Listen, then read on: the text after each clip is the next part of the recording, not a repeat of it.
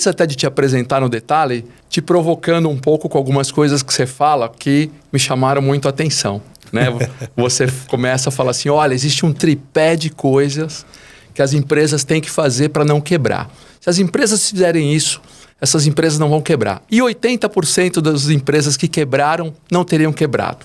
Falei, pô, ousado, né? E muito legal o que você falou. Então, eu queria escutar um pouquinho essa provocação sua de o que é esse tripé que as empresas precisam fazer para não quebrar. Isso eu não descobri ontem, né? Mas, de fato, com o tempo vai passando, você vai amadurecendo profissionalmente e você vai percebendo. Aí você começa a olhar pesquisas de Sebrae, você começa a olhar pesquisas de Endeavor, você começa a cruzar dados, começa a puxar essas informações e começa a entender um pouco mais, uma ótica um pouco mais macro do negócio em si. Uhum. Por que as empresas quebram? Então, sim, se você começa a se perguntar e começa a perguntar para o Google, fica a dica aí porque é legal, perguntar essas coisas para o Google, por que os clientes vão embora? Começa a perguntar, a inquietação vinha e eu falo, eu preciso de resposta. E aí eu comecei a pesquisar, isso já tem uns 10 anos, com muito afinco, assim, com muita vontade. E aí eu cheguei nesse famoso tripé. Que você está falando aí, que é muito simples. Uhum. Planejamento e gestão financeira, né?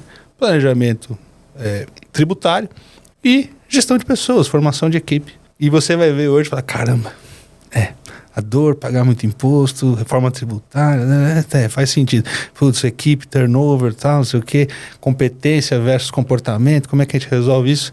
Também. E aí você vai falar do financeiro, que é fluxo de caixa, capacidade de geração de caixa, EBITDA, essas coisas. Aí você fala, caramba, tem todo sentido, né? Então, o conjunto condensado da obra está aí. Né? Agora, dá para falar muito sobre isso. Sem dúvida. Assim, e agora, planejamento tributário me parece mandatório no Brasil, né? O Brasil a gente sabe, a gente vive num país de muita peculiaridade, né? De instabilidade financeira, instabilidade tributária e reformas que são para acontecer e não acontecem. Planejamento tributário é mandatório só para as empresas grandes, médias, pequenas, o que tem que fazer para funcionar? Isso tem muito a ver com o hábito, né? Se você começa errado, a chance de você já dar errado logo nos 100 primeiros metros da tua corrida é grande. Então, o ideal é você começar certo, já planejando tributariamente para que você tenha, inclusive, a visão do horizonte. Pô, eu vou começar pequeno, vou começar no modelo por exemplo, do lucro real, porque eu vou fazer um investimento muito alto de caixa, vou ter uma despesa muito alta, não vou ter lucro operacional nos primeiros 12 meses, né, no primeiro fechamento fiscal. Então, de repente, o lucro real é uma opção, ou o Simples Nacional, se o porte da minha empresa for comportar isso, né, se for dentro desse espectro dos 4 milhões lá, 3 milhões e 600, 4 800.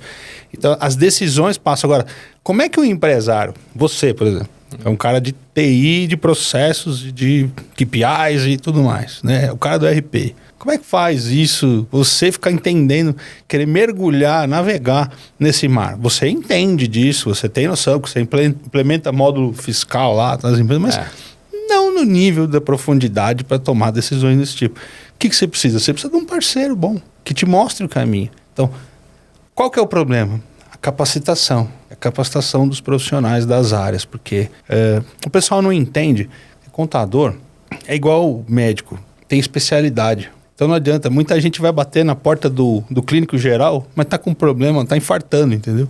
O clínico geral vai dar uma S, entendeu? O cardiologista já põe o celular na mesa de cirurgia, vai abrir o teu peito, vai fazer uma safena. Então, e ninguém enxerga a contabilidade e a questão do planejamento tributário assim. Adianta eu perguntar para um cara que é especialista em posto de gasolina sobre uma questão de empresa de tecnologia? Ele vai dizer para mim o básico do básico, que é o que um clínico geral diria, ó, tem um remedinho aqui, uma coisinha aqui para resolver. Ele não vai saber. Então, existem especialistas de planejamento por indústria. Existe por segmento. Por segmento. Por exemplo, eu trabalho com... Bom, desde que a gente chegou até a ter trabalhos juntos lá atrás, 20 anos atrás, mas vamos pular essa parte. 25. 20 por aí. 20 e tantos anos atrás. 20 eu tenho já o escritório, então faz mais que isso. Mais. O ponto é que lá atrás já havia, eu tive uma experiência muito grande com TI. De lá para cá eu tenho um zilhão de empresas de tecnologia e ajudo o pessoal do segmento. Então Cara, tem particularidades, porque tem empresa de tecnologia do lucro real que fica pagando impostos do tipo PIS e COFINS na forma não cumulativa, que é aquela coisa de crédito e débito de imposto. Eu sei que às vezes isso é um pouco técnico, chato um pouco, mas quem está no jogo entende. Acaba pagando mais que os 3,65 lá do outro, e não precisaria.